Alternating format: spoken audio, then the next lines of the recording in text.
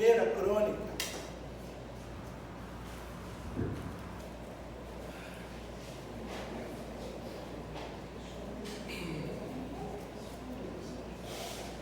No livro de Primeira Crônicas.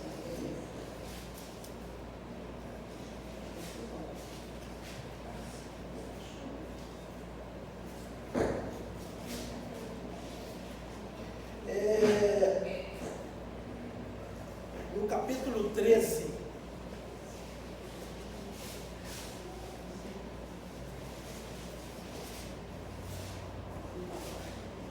no versículo de número 8,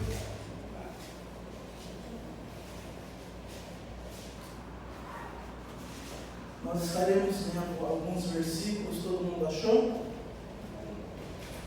Diz o seguinte: e Davi e todo Israel exultavam de alegria diante de Deus, com todas as suas forças, com cânticos, com harpas, com saltérios, com tamborim, com símbolos e trombetas. E quando chegaram à eira de Quinó, Uzá estendeu a sua mão para sustentar a arca, porque os bois tropeçavam. Eu estou no versículo 9. E o furor do Senhor se acendeu contra Uzá e o feriu, porque tinha estendido a sua mão à arca, e morreu ali diante do Senhor. E Davi se desagradou, porque o Senhor havia irrompido contra Uzá, e por isso chamou aquele lugar de Pérez Uzá, até o dia de hoje. Davi temeu a Deus naquele dia e disse: como terei que trazer para minha casa a arca de Deus?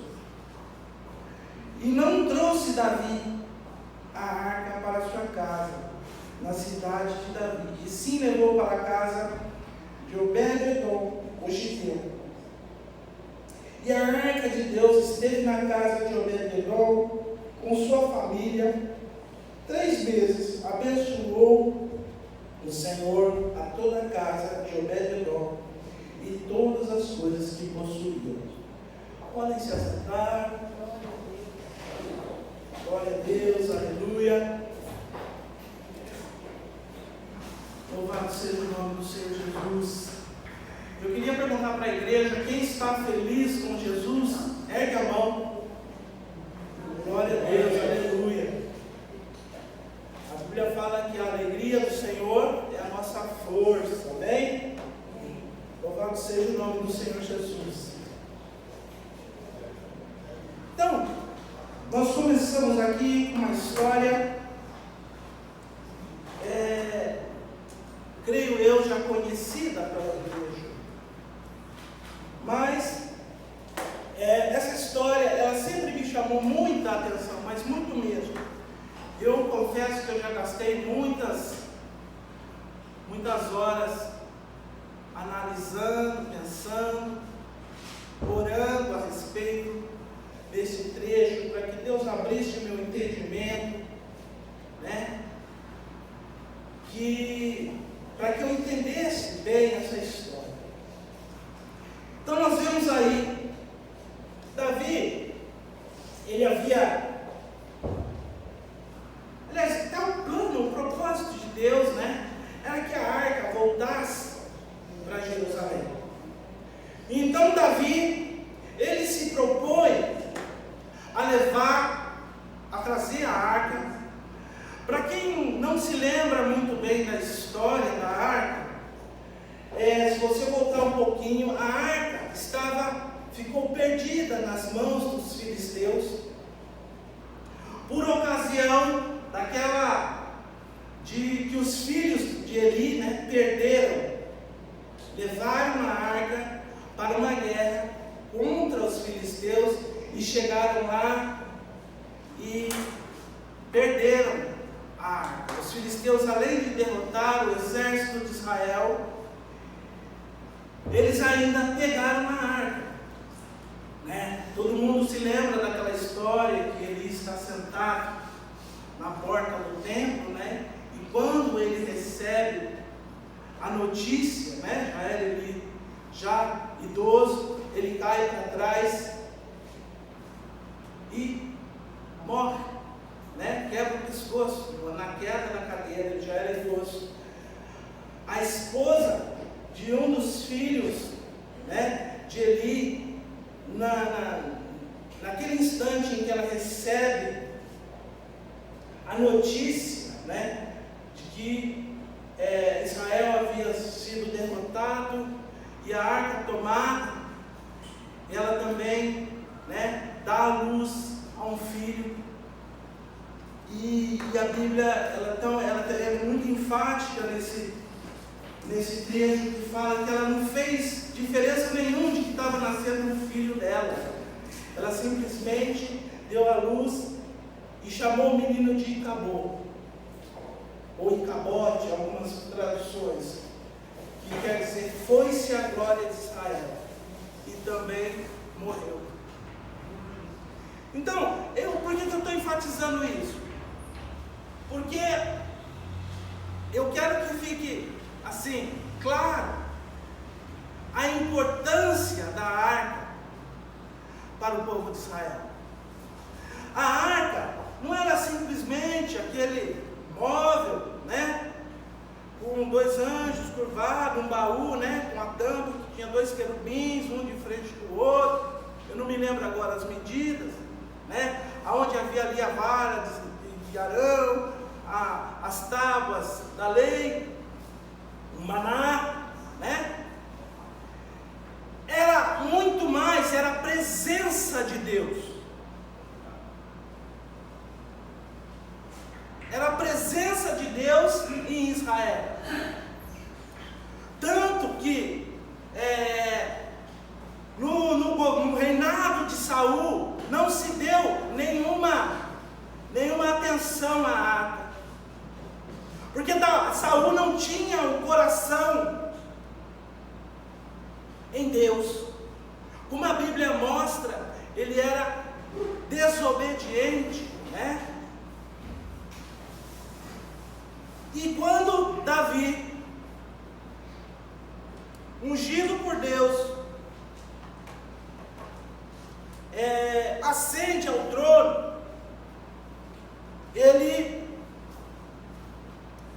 fez muitas coisas boas, e uma das coisas que estava no coração de Davi era justamente trazer a arca. A arca havia ficado na terra dos filisteus, e todo lugar em que a arca passava, ali na terra dos filisteus, eles pegavam, a terra era cometida de enfermidades, tumores, todo tipo de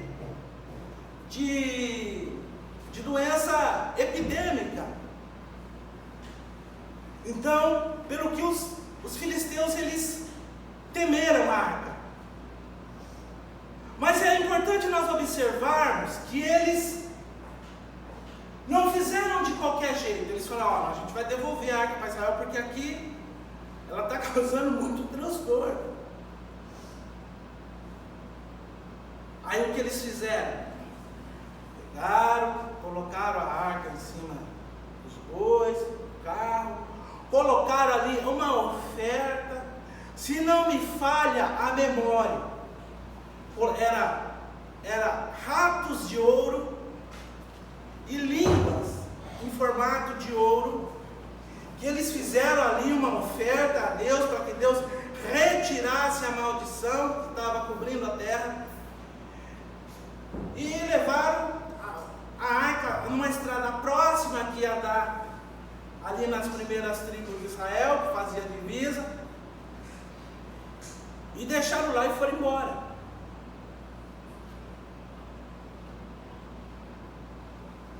Então, alguém vendo os bois, vendo a arca, né, foi, chamou os sacerdotes, e essa arca, ela foi levada na casa de um homem chamado Abinadab. Marca bem esse nome, Abinadab. Marca bem o nome Uzá. Marca bem o nome Obed-Edom. Bom, a arca ficou lá durante muito tempo, até que a história, né, que a gente conhece, Davi venceu Golias e toda aquela história que a gente conhece, até que ele fosse rei de Israel, a arca então estava longe da presença do povo. E quando Davi se tornou rei, ele falou: eu quero levar a arca do Senhor. É algo muito bonito.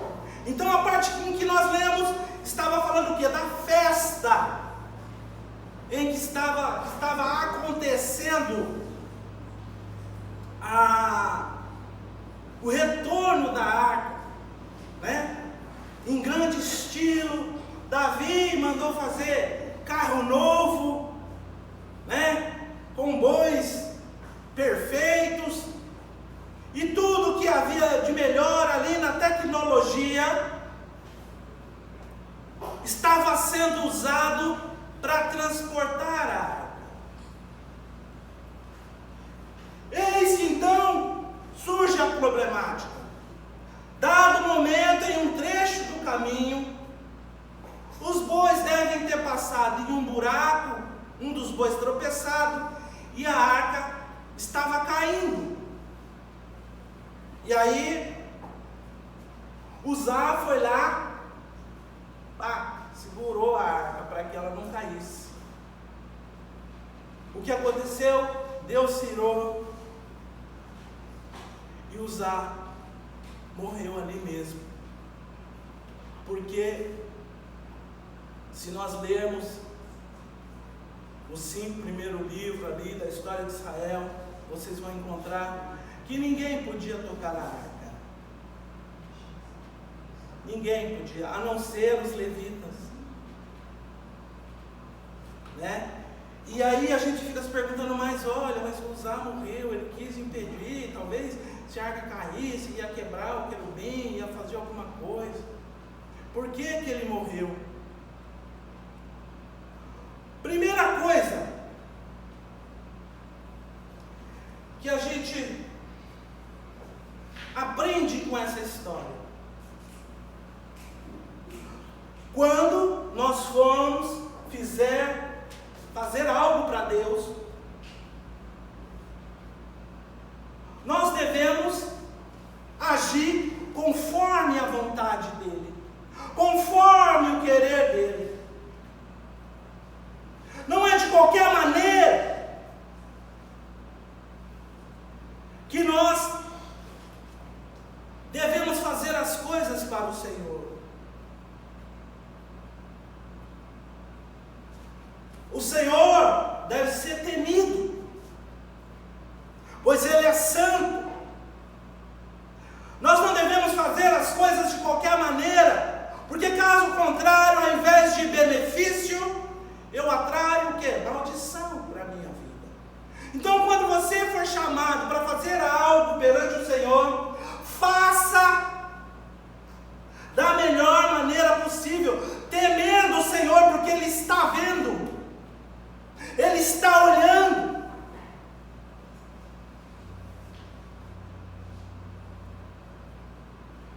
Tem um versículo que eu sempre cito: quando adentrares a casa do Senhor, guarda o teu pé. Já o que? Enfatizando, olha, não é de qualquer maneira. Não é para você entrar com os pés para baixo de joelho. É para que você saiba que você está entrando na casa do Senhor. Hoje em dia, se perdeu muito desse respeito. Eu me lembro quando eu era garoto, a gente não subia assim no púlpito. Não subia. E quem subia tinha a sua o quê? Devida reverência. Até mesmo o pastor, eu me lembro que ele chegava na igreja, ele não subia, ele ia, orava e depois ele subia as escadarias, ia lá e sentava no lugarzinho dele.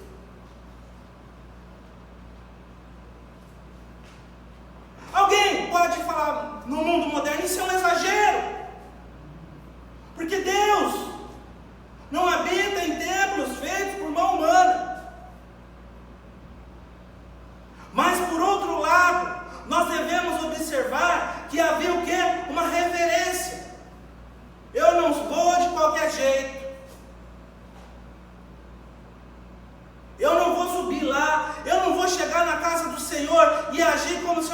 na sala da minha casa.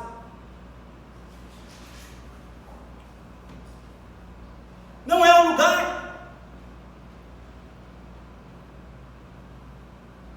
E aí os irmãos ficam perguntando, mas tudo bem, mas não acontece nada. Eu acredito que aconteça. Muito das bênçãos, muito das maravilhas que o Senhor poderia abençoar o povo, deixam de acontecer.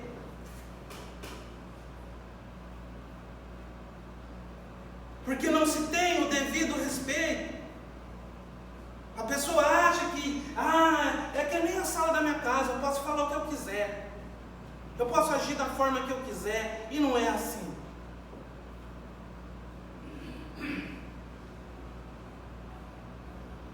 Se Deus não habita em templos feitos por mãos humanas, pior ainda, o templo é você. É você que é o templo do Espírito Santo. Não sabeis que sois o templo do Espírito Santo?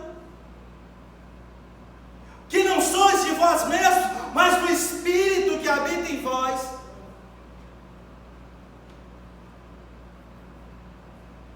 Então isso só aumenta a responsabilidade e o cuidado diante de Deus. Porque nós sabemos que Deus sonda os corações. Bom, continuando. Davi, naquele afã de trazer a arca para a casa do Senhor,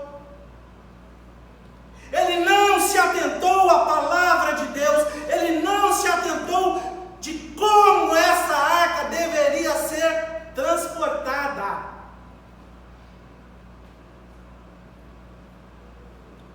Eu acredito que o carro em que o Davi mandou trazer a arca deveria ter um carro muito bem feito, por trabalhos de artesãos, carpinteiros. Mas não era isso o que Deus pedia. A arca, em primeiro lugar, ela deveria ser carregada não por bois, mas por homens, por levitas. E se alguém se lembra do desenho da arca, você vai perceber que do lado havia 2 argolas, de cada lado, com o intuito de que se enfiasse um varal e 2 homens pudessem carregar ela. Se Davi houvesse tomado essa precaução, não teria acontecido da arca cair. Então nós vemos aí que muitas vezes, no afã de fazer algo para o Senhor, ou no afã de fazer alguma coisa extraordinária, nós não temos o cuidado de saber o que o Senhor tem para nós. O que o Senhor quer de nós, como aquilo deve ser feito. E todo o rei de Israel, quando ele era ungido rei, que ele tomava posse, ele recebia uma cópia, acredito que nem cópia, o original mesmo, da lei.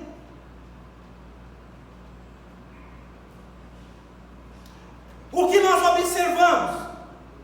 Que ele não se atentou à palavra de Deus, ao ensinamento do que deveria ser feito. Muitas vezes nós fazemos 1001 coisas e achamos que estamos arrebentando para o Senhor.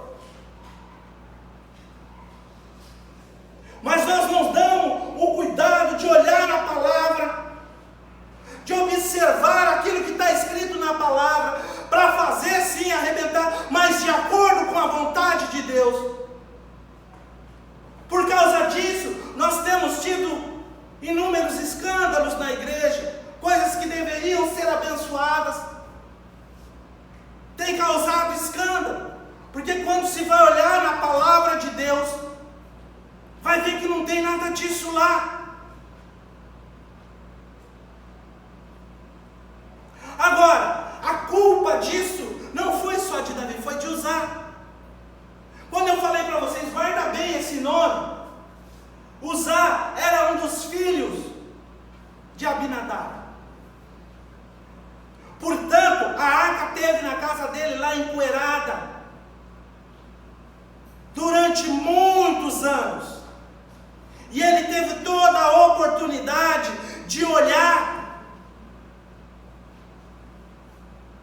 aprender. Mas ele também não se deu ao trabalho. Aliás, na casa de Abinadab, a arca ficou lá empoeirada. O que nós vemos com isso? Que muitas vezes nós pedimos a Deus a presença dEle no nosso lar, na nossa vida, no nosso dia a dia, mas nós não damos a atenção para esse Deus. Nós não louvamos, nós não lemos a Bíblia, nós não oramos.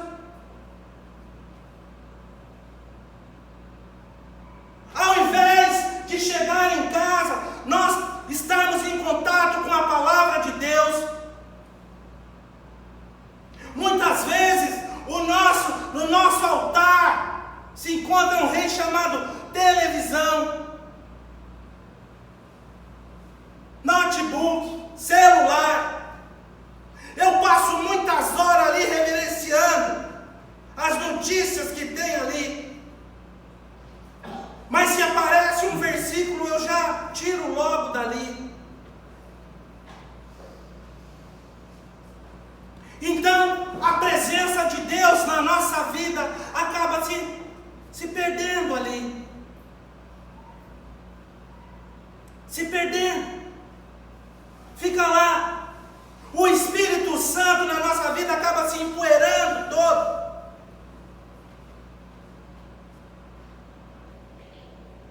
Eu tinha uma vida rica de oração, de falar em línguas. Eu não falo mais em línguas. Eu acho que com esse negócio de língua já deu problema demais. Eu prefiro não arriscar.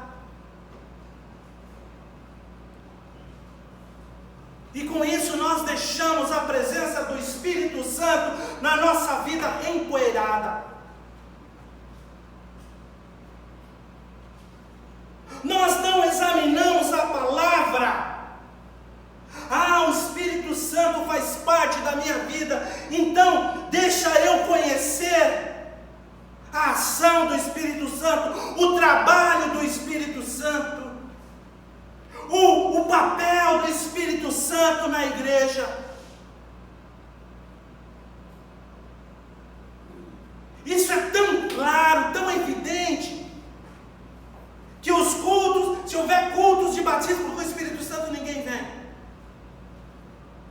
Uns porque acham que já são, outros porque acham que não vão conseguir, outros para outros tanto faz.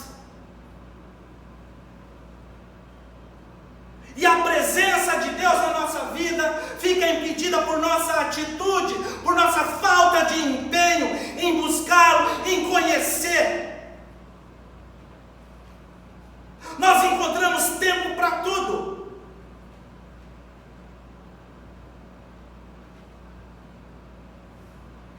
Menos para cuidar da nossa vida espiritual.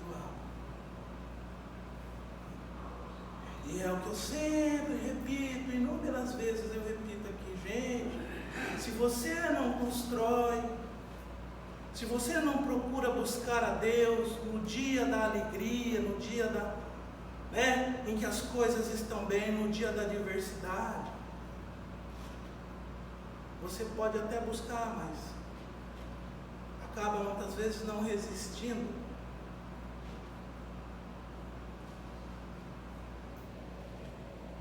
Porque você não conhece a Deus. Você acaba de fazer uma oração ali, mas já está duvidando.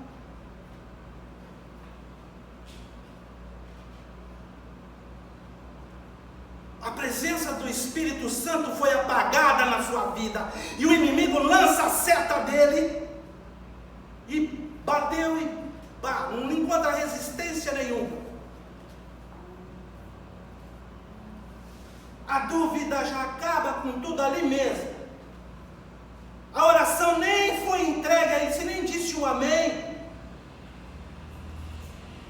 A dúvida já se instalou na sua mente.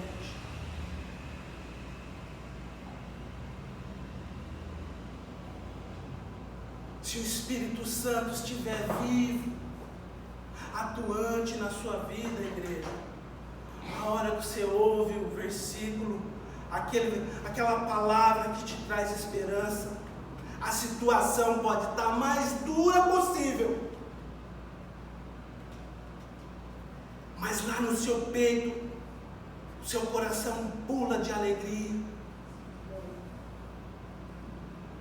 porque você tem a certeza que aconteça o que acontecer, Deus está cuidando de você.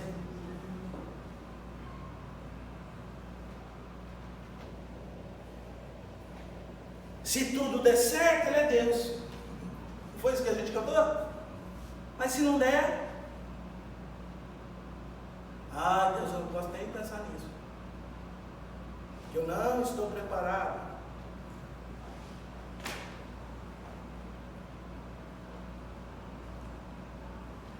Essa é a falta da presença do Espírito Santo de Deus na sua vida, igreja. Se Uzá tivesse se dado ao trabalho de olhar lá e falar, a arca está na minha casa, é a presença de Deus na minha casa, eu vou aprender. Ele não tinha caído nessa.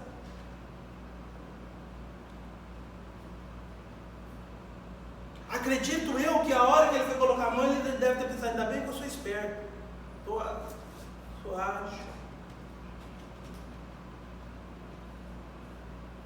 Mas Deus não se deixa escarnecer, como diz a palavra. A alma que pecar essa morrerá. Os filhos não salvam os pais e os pais não salvam os filhos. Né? É o versículo, é as palavras que antecedem este versículo que eu acabei de falar. Cada um tem que prestar conta da sua vida ao Senhor.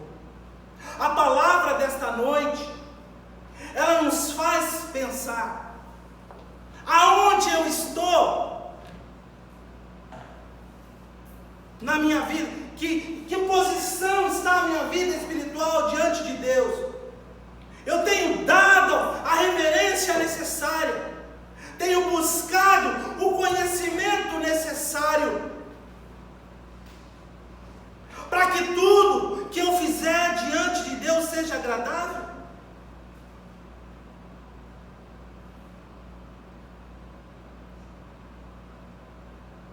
Eu tenho me atentado para esse tipo de questão. Eu tenho reverência a Deus. Eu temo a Deus. Eu chego na igreja e penso, bom, eu vim aqui para buscar o Senhor junto com os irmãos. Portanto, durante o culto, a presença de Deus está aqui, este lugar é santo. Aleluia. Muitas vezes a palavra de Deus está aqui, o povo está orando, tem alguém metendo o pau no irmão lá no fundo da igreja. Tem alguém falando mal de alguém no fundo da igreja. Que tipo de reverência é essa? Que tipo de respeito é esse?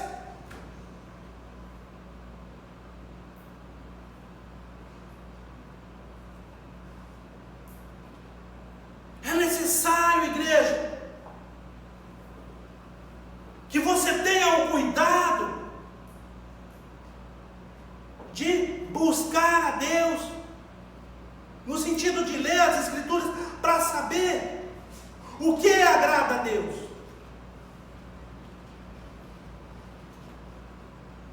Quando me buscardes de todo o coração, de todo o entendimento. Muita gente é capaz de pensar, é só chegar lá e fazer uma oração espremida.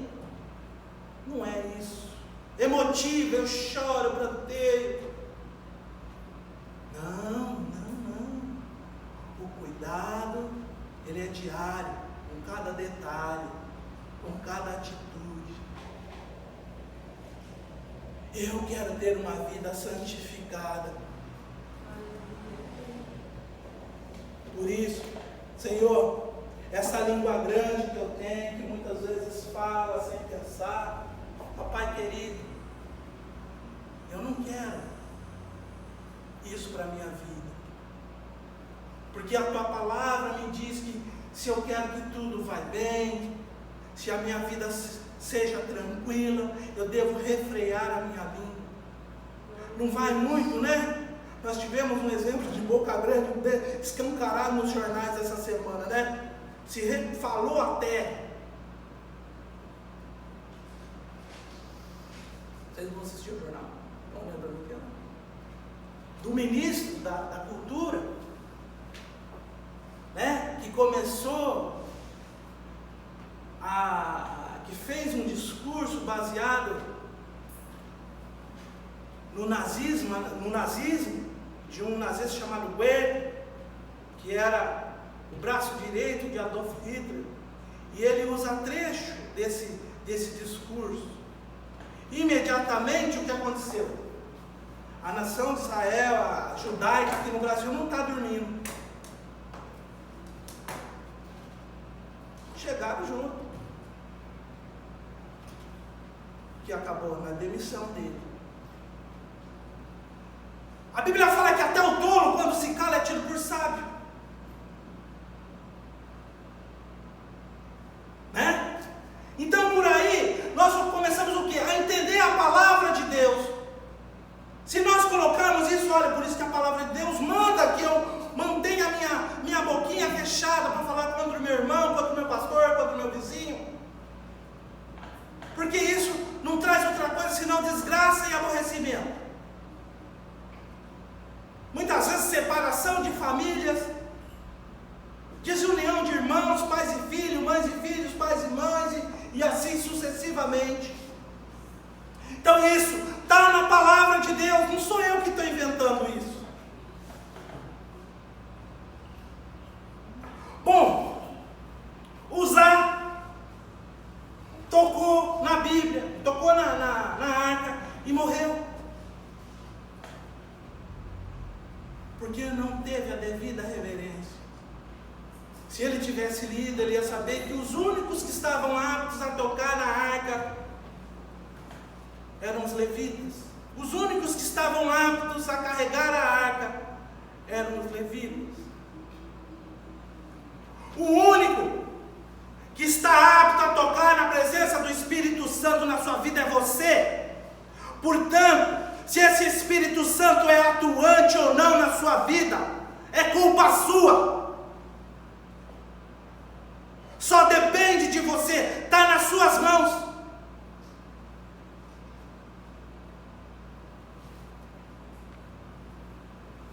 Durante muitas vezes eu vi em cultos do batismo que o pastor chegava e impunha as mãos sobre as pessoas e elas eram batizadas. Mas não eram todas, algumas ele impunha a mão e não acontecia nada. Porque você é responsável pela presença do Espírito Santo. Você é quem cuida e vela pelo tesouro, por aquilo que Deus coloca nas tuas mãos, que vai te auxiliar na sua vida terrena. Porque só o Espírito Santo de Deus tem sabedoria para combater o diabo,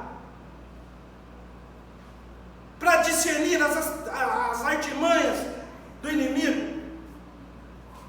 Só o Espírito Santo de Deus, igreja.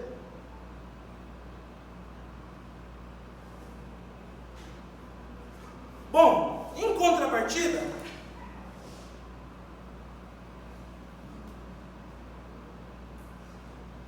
nós vemos naquele dia, no versículo 12, diz o seguinte: e Davi temeu a Deus naquele dia e diz: como terei que trazer para minha casa a arca de Deus?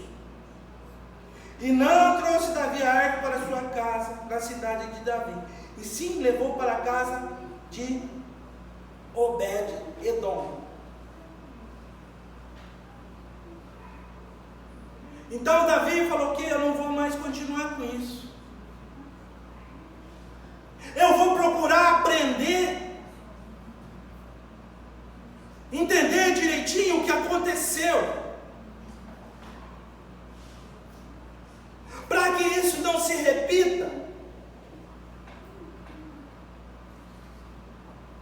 E então ele vai e deixa a arca de Deus.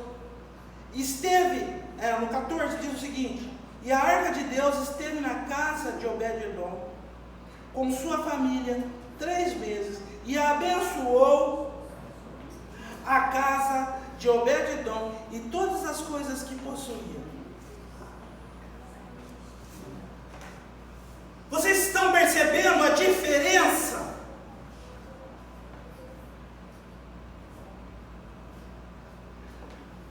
Muitas vezes a gente vê um irmão se dando bem, alguém bem, e a gente fala: poxa Deus, como é que isso acontece com o irmão X e não acontece comigo?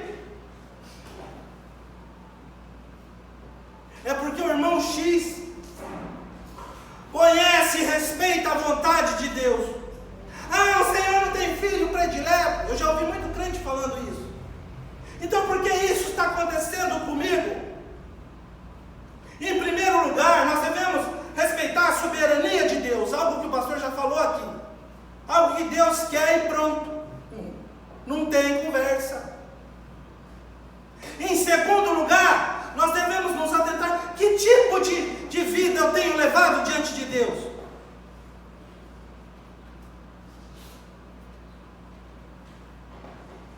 Que tipo de atitude eu tenho diante de Deus? O que eu tenho feito com a palavra que eu tenho recebido do Senhor? E tudo que eu tenho aprendido?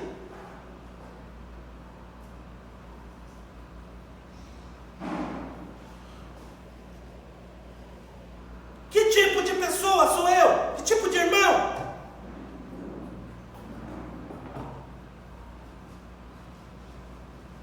Pode estar aí justamente a diferença daquele irmão ser abençoado e você não.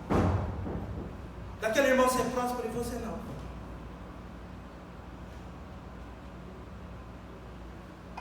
Daquele irmão receber uma bênção e você não.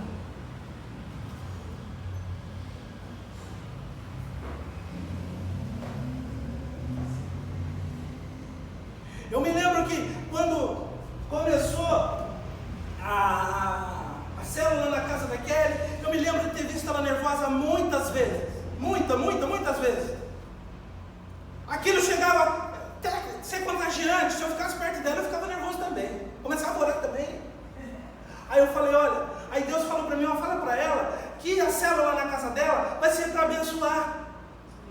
Ela não precisa ficar desesperada, temendo retaliação do inimigo. Ela não precisa achar que o diabo vai atacar a casa dela.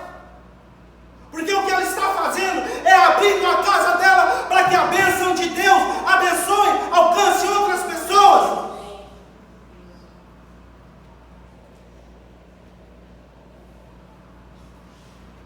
Você que fica com medo de abrir sua casa para uma célula, meu irmão, você não sabe o que você está perdendo. Além de ser um momento de aprendizado muito grande, você é abençoado. Nós devemos sim manter a nossa guarda alta. Claro, sempre. Sempre. Mas não deixar que isso se torne para nós tão obsessivo a ponto de nós não recebermos a bênção de Deus. A célula está acontecendo, a bênção está acontecendo, a palavra, e eu estou ali orando com medo de retaliação. Isso a gente não pode deixar acontecer. A palavra de Deus está lá, a presença de Deus está lá, a sua casa vai ser próspera e abençoada. A presença de Deus na sua vida é bênção. Tem crente que só ora com medo de retaliação. Eu fiz um jejum de 1 hora. Glória a Deus. Mas aí ele passa a semana inteira com medo de retaliação.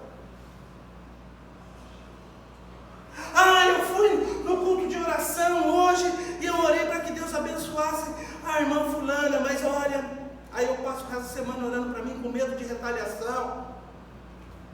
Queridos, a presença de Deus está na sua vida. Fala aí para o seu irmão do lado, vira um para ele. A presença de Deus está na sua vida, não temos. Então somente respeite e aprenda sobre ela,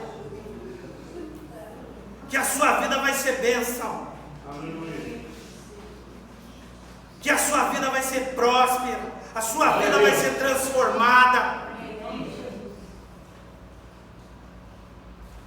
Na casa de Obed-edom, diz a Bíblia que Obed-edom era um cara legal, né? Porque na casa de Obed-edom, ela abençoou. No versículo 14, vamos dar uma olhada. E a arca de Deus esteve na casa de Obed-edom com sua família 3 meses, e abençoou o Senhor a casa de Obed-edom e todas as coisas que ele possuía. Agora, vamos imaginar você, eu, quando visse que Uzá tocou na arca e morreu, e aí alguém virar assim: a arca vai lá para sua casa. Que atitude você teria? A arca vai ficar na sua casa porque o rei, né? O rei Davi, ele ficou velhaquíssimo, esperto. Marli, a arca vai lá para sua casa. Marli, não. Ih, minha casa é pequena. Vai lá, caminhão de Josué. Né? Se fosse para mim, não vai dar não. Não vai dar não, porque só veja bem, eu não passo o dia lá em casa, a casa fica sozinha, a arca vai ficar sozinha lá o dia inteiro. Mas se a Marli conhece a palavra de Deus, se ela já leu lá e viu que a arca é a presença de Deus e que ela deve ter o cuidado de fazer tudo quanto Deus ordenou, a Marli fala: venha, é comigo que está falando com a pessoa certa. Porque a presença de Deus na minha vida vai ser bênção.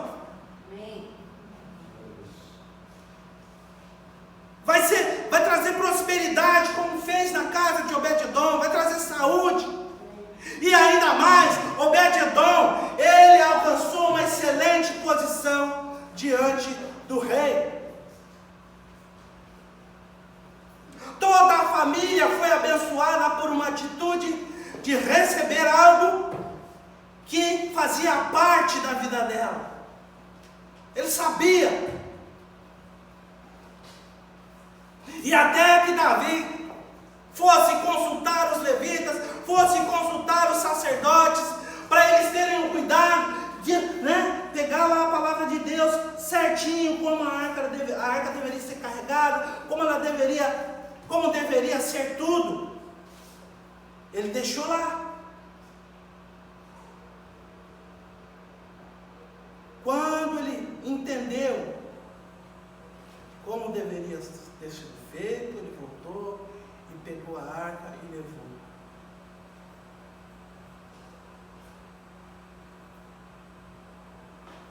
Muitos de nós falam assim: olha, eu não leio a Bíblia. Eu só penso, você não sabe o que você está perdendo. Você não sabe o que você está perdendo.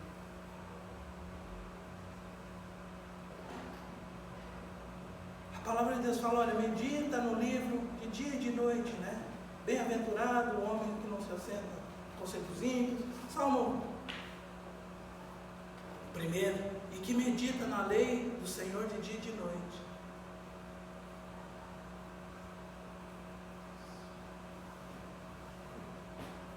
Bem-aventurados aqueles que conhecem a palavra de Deus e praticam, porque certamente serão abençoados. Certamente serão prósperos.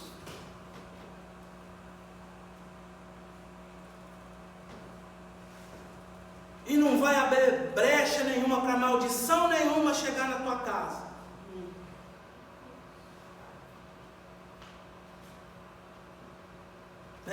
Eu falei, acho que no culto passado, a respeito disso. Você, através do pecado, através da sua desobediência, você abre brechas espirituais e dá legalidade para o inimigo na sua vida.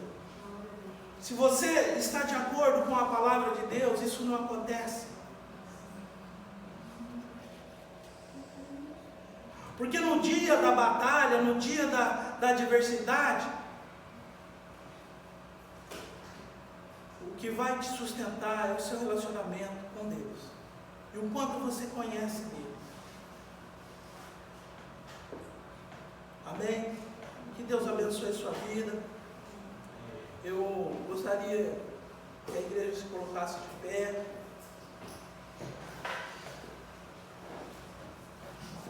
Pastor,